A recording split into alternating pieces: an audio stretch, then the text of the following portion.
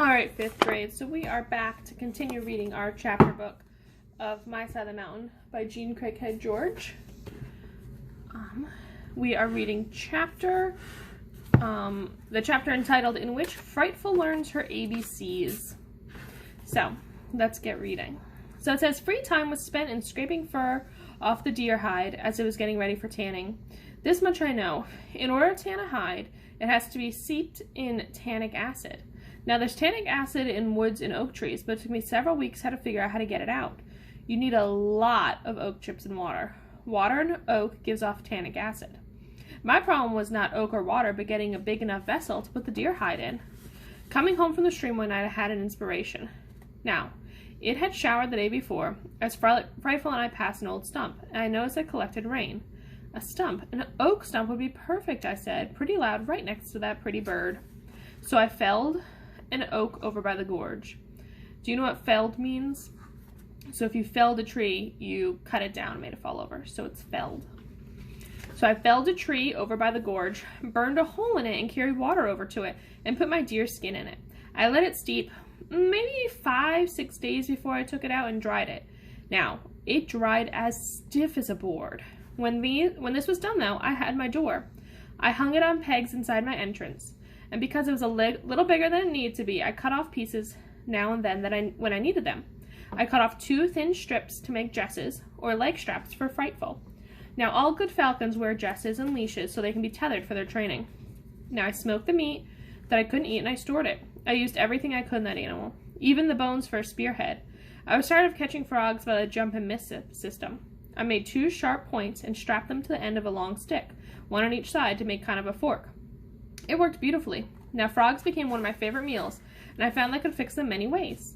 However, I got to like the frog soup this way. You would clean, skin, and boil it until tender. Add wild onions and also water lily bulbs and wild carrots. Thicken with acorn flour and serve in a turtle shell.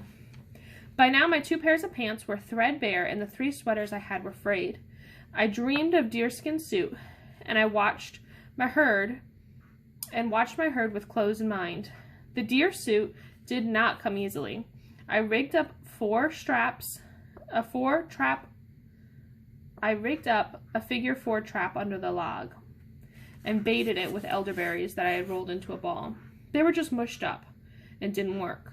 But then I remembered that deers like salt, so I made a big ball of hickory salt with turtle fat to hold it together. Every evening, Frightful and I, sometimes accompanied by the bear and weasel, would edge over to the meadow to see if the great log had fallen. One night we saw 3 deer standing around it quietly, reaching towards the smell of that salt. And here's some pictures drawn by Sam. So we have Frightful, her dresses that will go on her legs, a leash to have her on, and then this is Frightful in a little hood so she can't see, and then when he takes it off she flies away, and that's her perch. And then this is his deer trap, which is a large log held up by, it looks like 3 sticks. At that last moment, the bear and weasel jumped at my pant leg, but got my ankle with an awful nip. I guess I had grown some more because my socks and pants did not meet anymore. I screamed and the deer fled. I chased that weasel home. I had an uneasy feeling that he was laughing as he darted and flipped and buckled and then disappeared. That baron was hard to understand. What did he want from me? Occasionally I left him bites of turtle or venison, and although he smelled the offerings, he never ever ate them. The catbird would get them. Most animals would stick around if you fed him, but the bear and weasel didn't eat anything, and yet he seemed to like me. Gradually it occurred to me that he didn't have a mate or family. Could he be a lonely bachelor, taken up with odd company for the lack of his ordinary life? Well, whatever the reason, the baron liked me for what I was, and I appreciated that. He was a personable little fellow. Every day I worked hard to train Frightful. It was a long process. I would put her on a stump with a long leash and step back a few feet with some meat in my hand. Then I would whistle. The whistle was eventually supposed to mean food to her. So I would whistle, show her the meat, and after many false flaps, she would finally fly to my hand, and I would pet and feed her. She could fly pretty well, so now I made sure she never ate unless she threw to my fist. One day at breakfast, I whistled for Frightful. I had no food and she wasn't even hungry, but she came to me anyway. I was so thrilled. She had learned that that whistle meant come. I looked into her steely eyes that morning and thought I saw gentle recognition. She puffed up her feathers when she sat on my hand.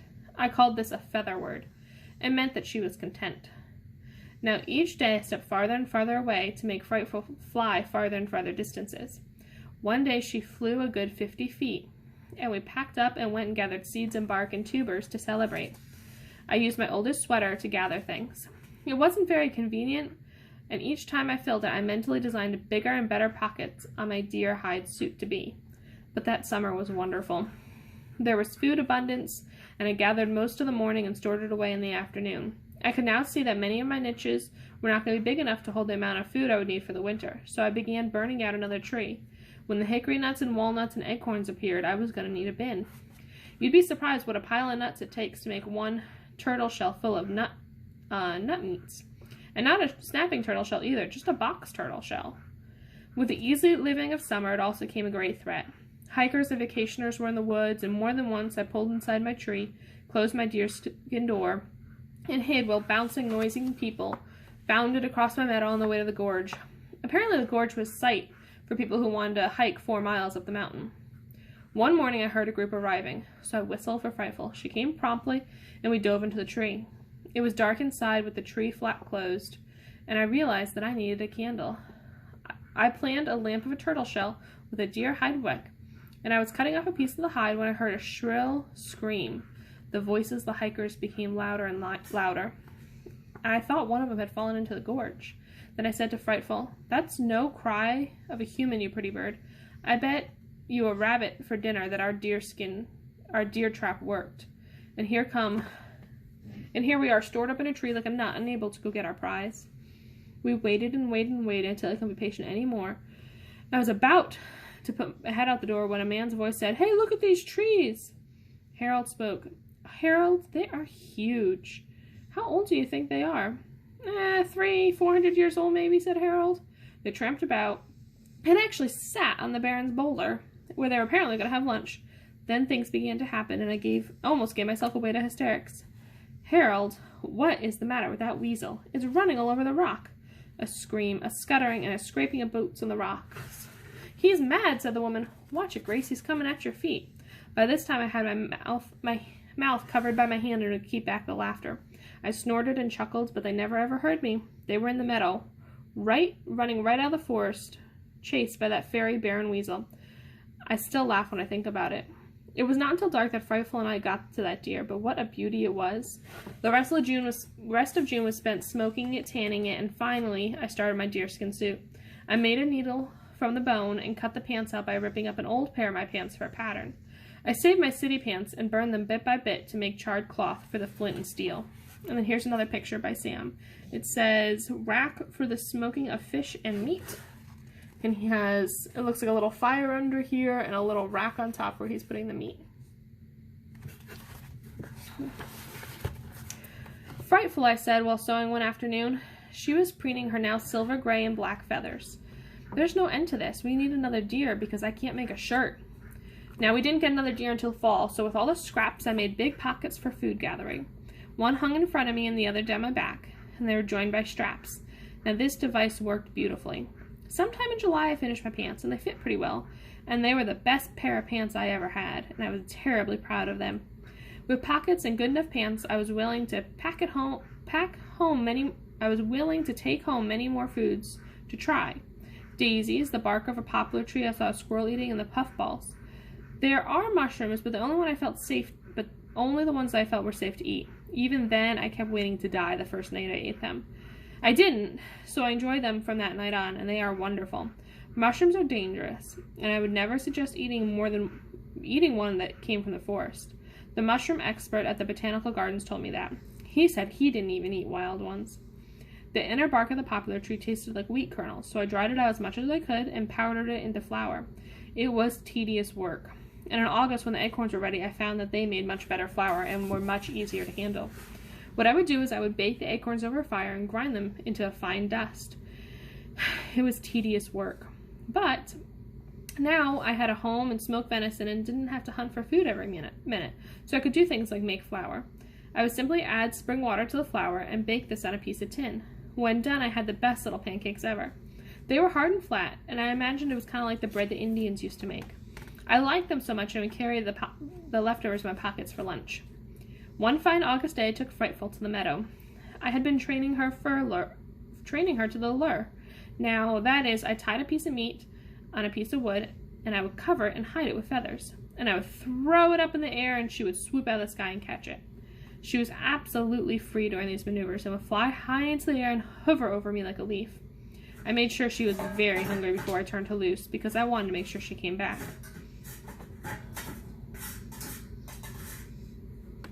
My dog decided to start playing with her water bottle right now. But I wanted to make sure that she would come back. After a few tries, she never missed the lure. Such marksmanship threw me. Bird, lure, and would drop to earth together, all tangled up. And I would run over and grab her jesses, and we'd sit together on the big boulder in the meadow while she ate. Those were nice evenings. The finest was the night I wrote this. Frightful caught her first prey. She's now a trained falcon. It was only a sparrow, but we're on our way. And it happened really unexpectedly. Frightful was climbing into the sky, circling and waiting for the lure, and I stepped forward and scared a sparrow. The sparrow flew across the meadow, and out of the sky came a black streak. I've never seen anything drop so fast. With a great backwatering of wings, Frightful broke her fall, at the same time seized the sparrow. I took it away from her and gave her the lure.